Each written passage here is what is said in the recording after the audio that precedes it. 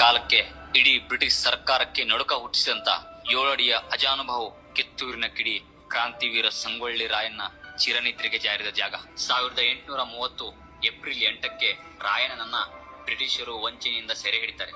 ಅಲ್ಲಿ ನಡೆದಂತ ಗುಂಡಿನ ಚಕಮಕಿಯಲ್ಲಿ ರಾಯಣ್ಣನ ಅನೇಕ ಸಂಗಡಿಗರು ಜೀವ ಕಳ್ಕೊಂತಾರೆ. ರಾಯಣ್ಣ ಮತ್ತವನ ಉಳಿದ 12 ಜನ ಸಹಚರರನ್ನ ಬ್ರಿಟಿಷರು ನ್ಯಾಯಾಧೀಶ ಜೆ.ವಿ. ಅಂಡರ್ಸನ್ ನಾಯಕತ್ವದ ಧಾರವಾಡದ ವಿಶೇಷ ನ್ಯಾಯಾಲಯಕ್ಕೆ ಹಾಜರುಪಡಿಸ್ತಾರೆ.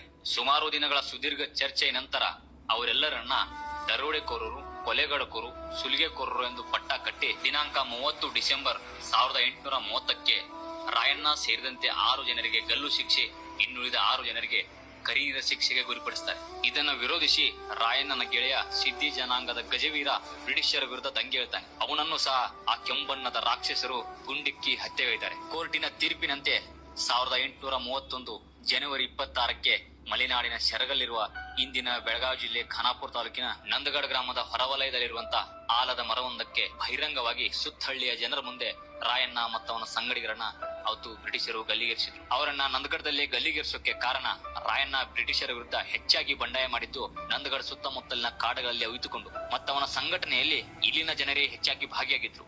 ರಾಯಣ್ಣನನ್ನ ಗಲ್ಲಿಗೇರಿಸೋದನ್ನ ನೋಡಿ ಮತ್ತವರು ಯಾರೋ ಬಂಡಾಯ ಮಾಡಕೂಡುದು ಅಂತ ಗಲ್ಲು ಕುಣಿಕೆ ಮೇಲೆ ನಿಂತವನ ಕಣ್ಣುಗಳು ಆ ಸಮಯಕ್ಕೂ ಕಿತ್ತೂರಿನ ಸ್ವರಾಜ್ಯಕ್ಕಾಗಿ ಚಡಪಡಿಸ್ತಾ ಇದ್ದು. ಬೀಸೋ ಗಾಳಿ ಕೂಡ ಸ್ತಬ್ಧವಾಗಿತ್ತು. ಆಕಾಶದಲ್ಲಿನ ಸೂರ್ಯ ತನ್ನ ಕೊನೆಯ ದರ್ಶನವನ್ನ ಮುಗಿಸಿದ್ದ. ಉತ್ತರ ಕರ್ನಾಟಕದ ಲಾವಣಿಗಳಲ್ಲಿ, ಜನಪದ ಹಾಡುಗಳಲ್ಲಿ ಉಲ್ಲೇಖಿಸಿದಂತೆ ಅವತ್ತು ರಾಯಣ್ಣನನ್ನ ನೋಡಕ್ ಬಂದವರ ಕಣ್ಣೀರ ಹನಿಯಿಂದ ಇಡೀ ನೆಲ ತೊಯ್ದಿದ್ದಂತೆ. ಅವರೆಲ್ಲರೂ ಸೇರಿ ರಾಯಣ್ಣನನ್ನ ಬ್ರಿಟಿಷರಿಂದ ಬಿಡಿಸಿಕೊಳ್ಳಬಹುದಿತ್ತೇನು. ಅವತ್ತು ಅವರನ್ನ ತಡೆ ಹಿಡಿದಿದ್ದು ಬ್ರಿಟಿಷರ ಗುಂಡಿನ ಭಯವೋ ಇಲ್ಲ ಅವರಲ್ಲಿನ ಒಗ್ಗಟ್ಟಿಲ್ಲದ ಮನಸ್ಸು.